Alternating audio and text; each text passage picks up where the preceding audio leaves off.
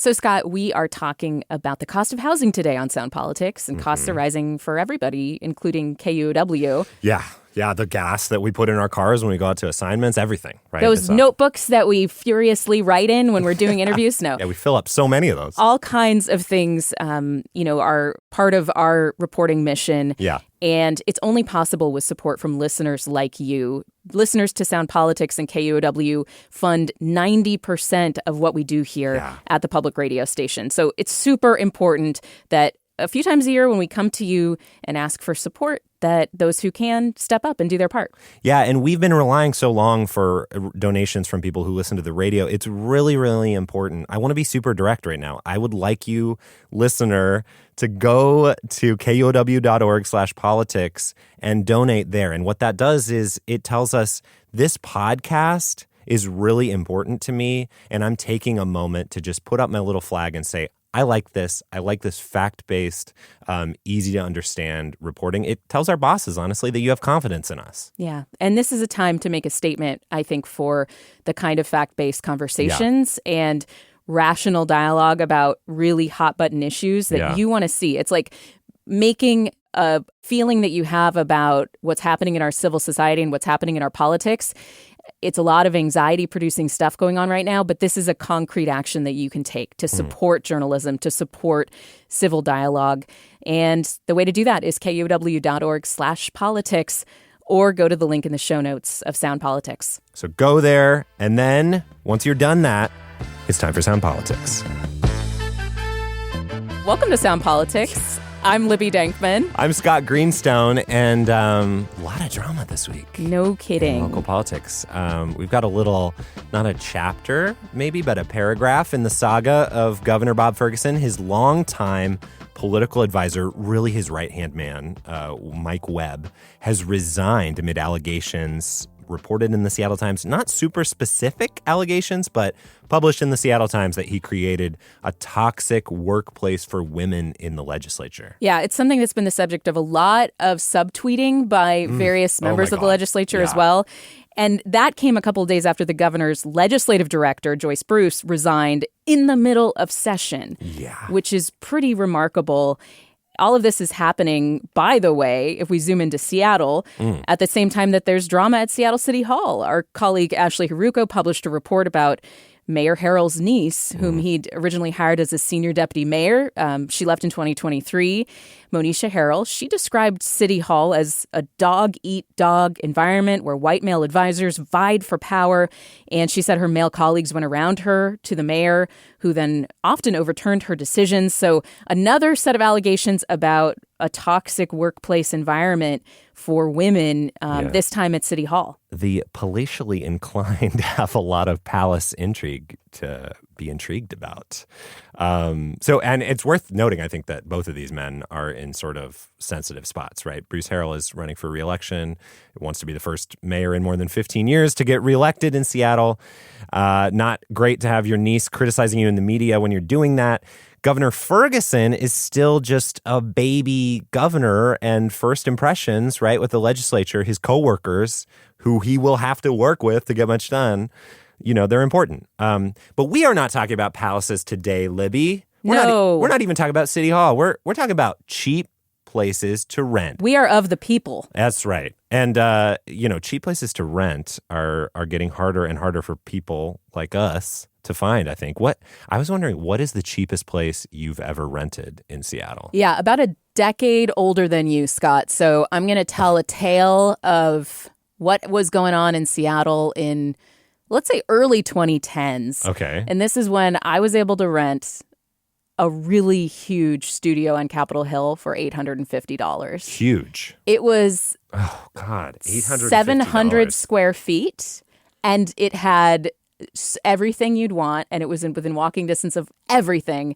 And at the time, I thought it was expensive. It was so nice. Yeah, $850. And fast forward to the end of that decade, I'm paying for one room in a 5-bedroom house. I'm paying about that much. This is like a house that's like 100 years old.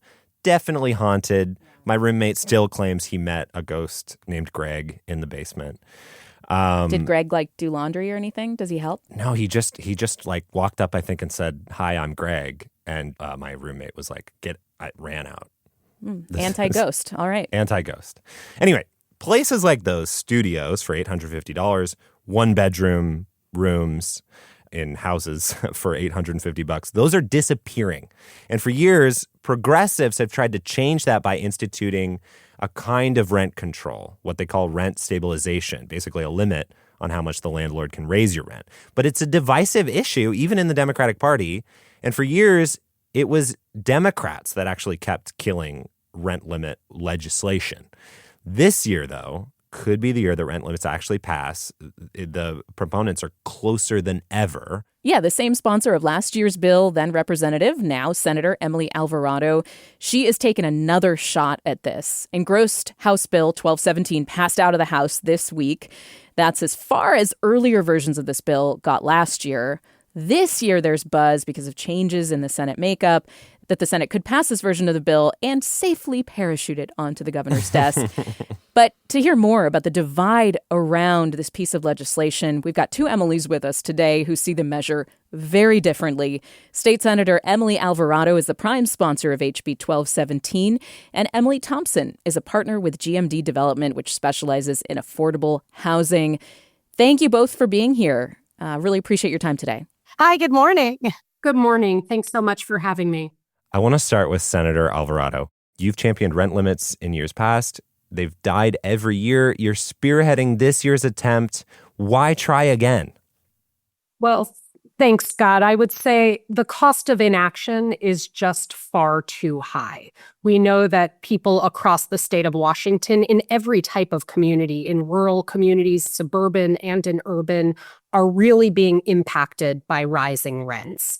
And rents keep going up faster than wages, faster than Social Security. Families are really hurting. We see rising rates of eviction, rising rates of homelessness.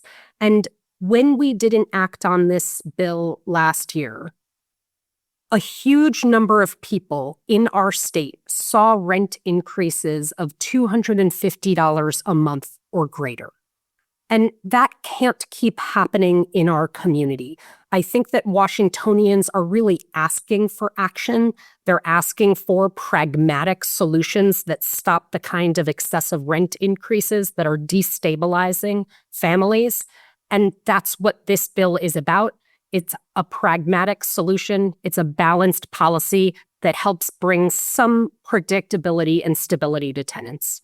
And you called it a compromise bill in committee yesterday, and you listed a number of things that have been walked back, based on feedback from folks in the housing and construction industries.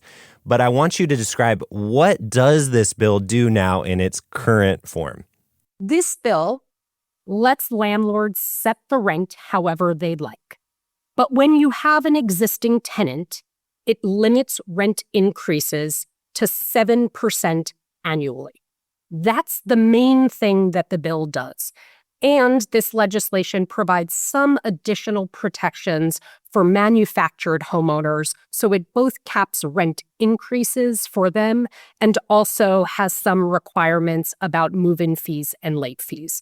But it's a simple piece of legislation. It's really just a guardrail that helps tenants to understand how high their rent can go so they can plan and budget.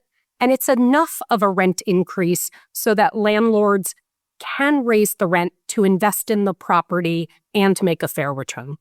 Emily Thompson, your work is in affordable housing, basically housing for people who make less than the average income in Washington state, minimum wage workers, et cetera. And that's the type of housing we have been struggling to build enough of as the average rents rise. How would rent limits affect that housing from your perspective?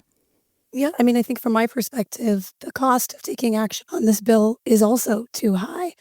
As someone who builds affordable housing, I know that the way that we can help renters is to build more housing. Supply is, and I apologize for my voice, supply is the very best thing we can do to stabilize the rental market. And I think that if we have additional regulations such as this bill that adds uncertainty, that will make it harder to find lenders and investors, make it harder for us to have feasible housing and continue the pipeline, the production of housing units that we've had over the last decade. So follow up for you, Emily Thompson. This bill has seen a lot of pushback from those in the housing and construction industries.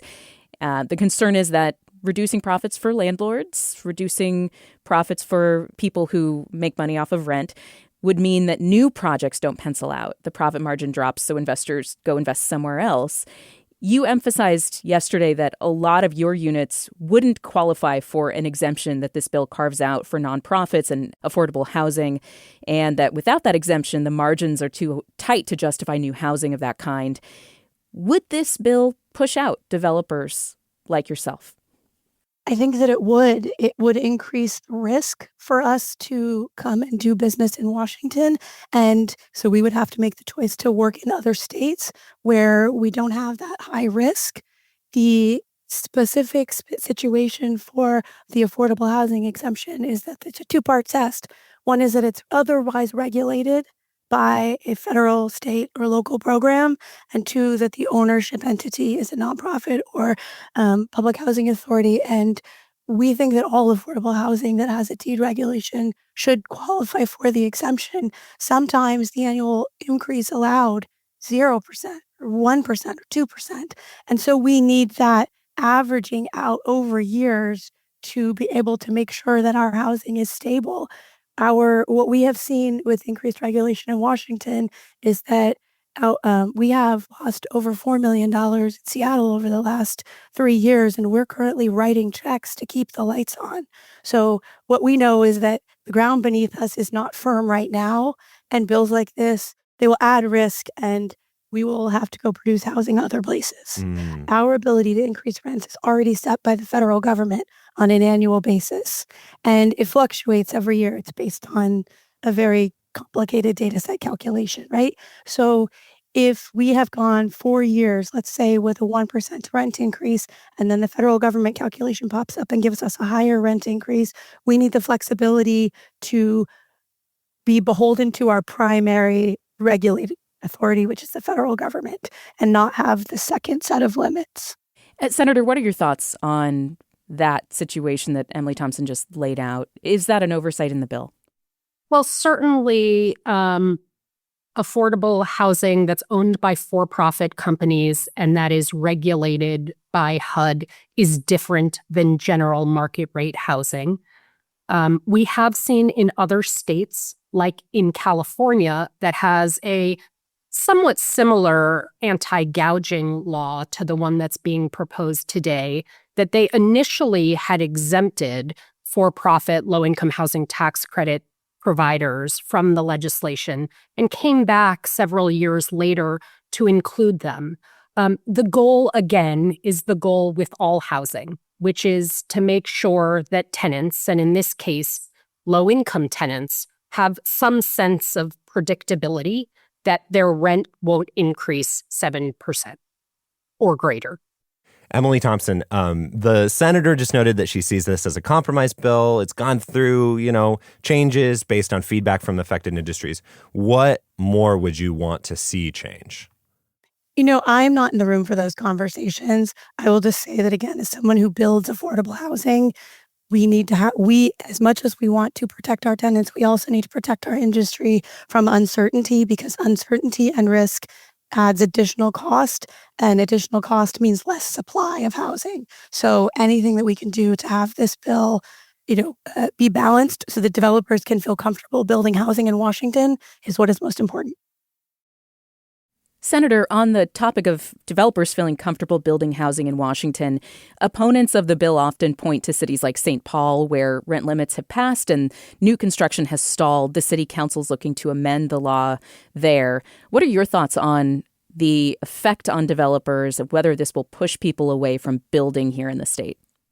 Thanks. Well, first, I would say that we all want a balanced market where there are abundant housing choices for people.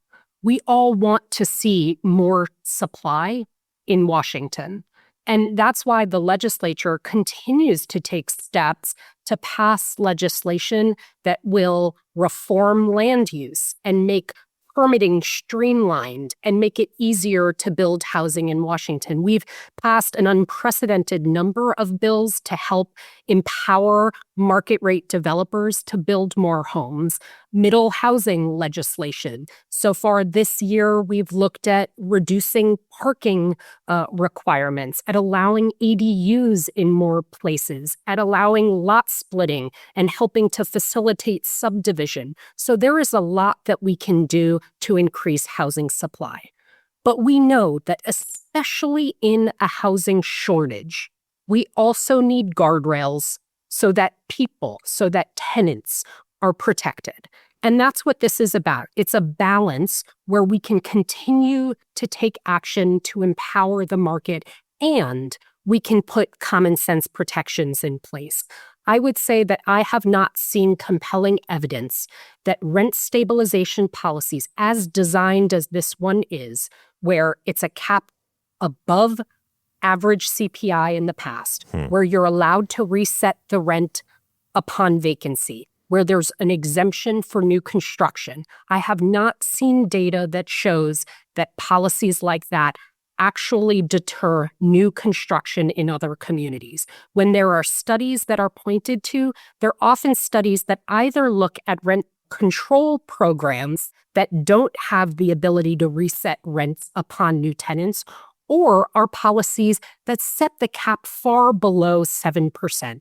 So I feel comfortable that this is a balance that works with our other strategies to help build more housing in Washington while creating balance for the 40% of people in this state who are renters or manufactured homeowners and who want just a small amount of stability. Emily Thompson with GMD Development. It's a balance. It's different from some of the laws that have been criticized, like what we saw in St. Paul. Your response to that? I mean, my response to that is, again, anything that we do that makes the cost of housing go up, makes supply go down.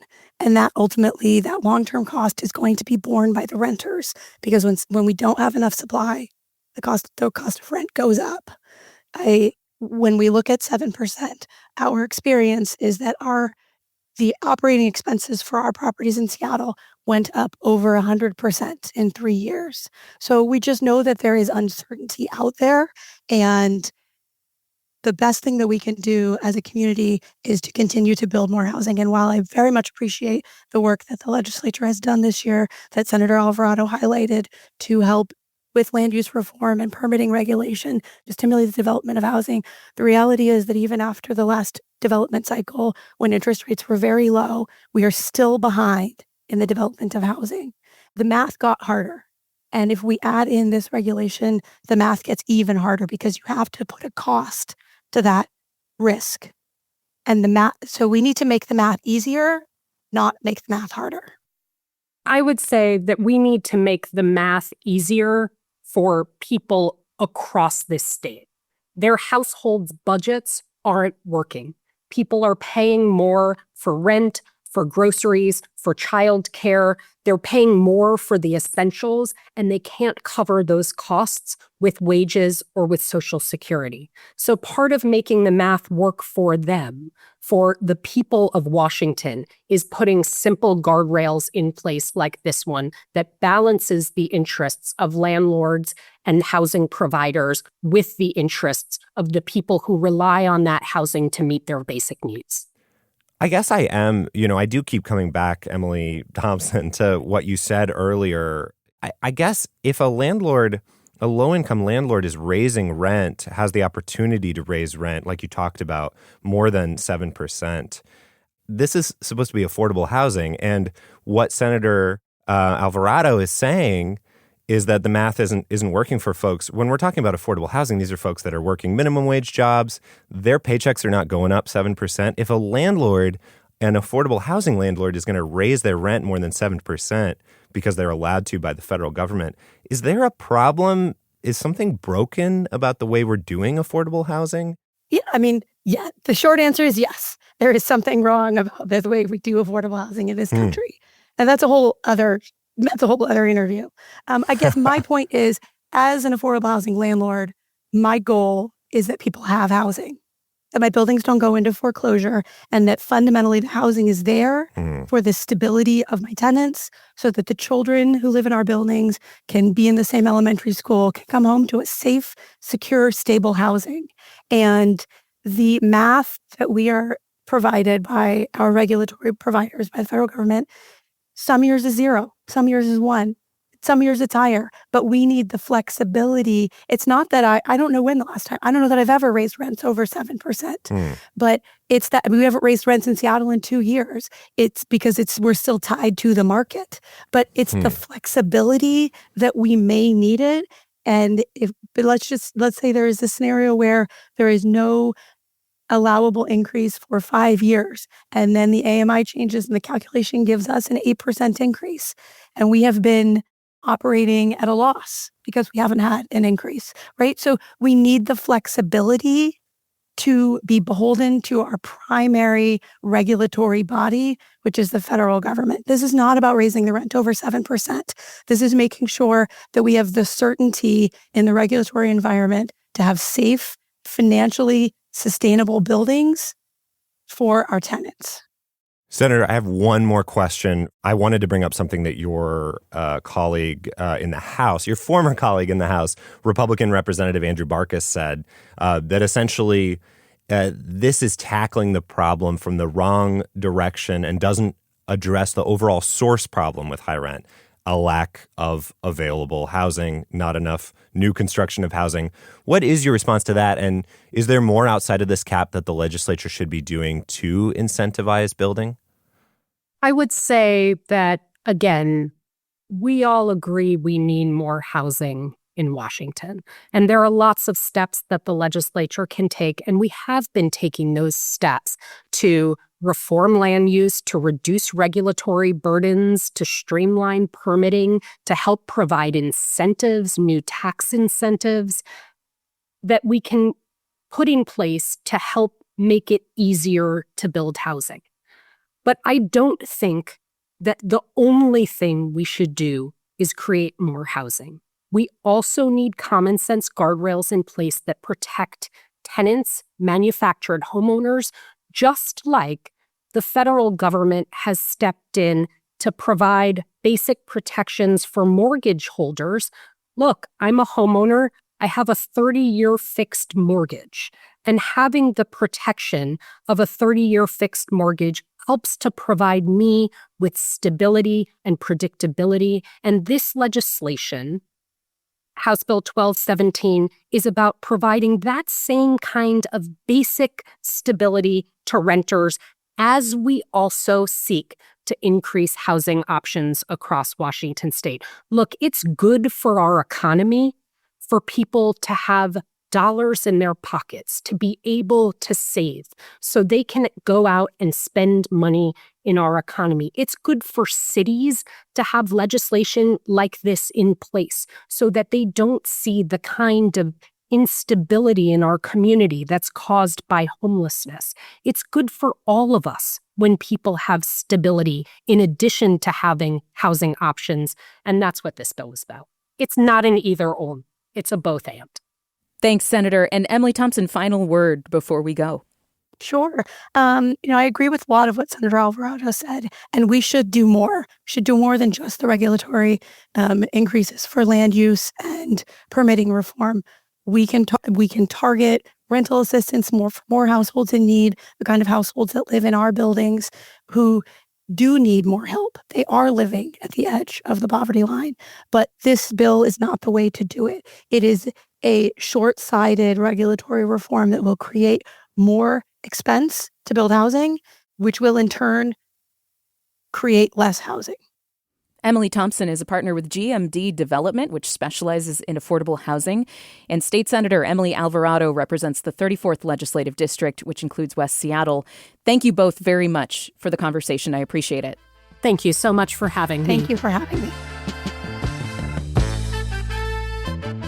That's it for Sound Politics today. Today's show is produced by Alec Cowan. Our editor is Gabe Spitzer. I'm KUOW politics reporter Scott Greenstone. And I'm Libby Denkmann. And this show is only possible because of your support. Please consider a donation. There's a link in the show notes, or you can go to kuow.org/politics to help keep sound politics strong. See you next week.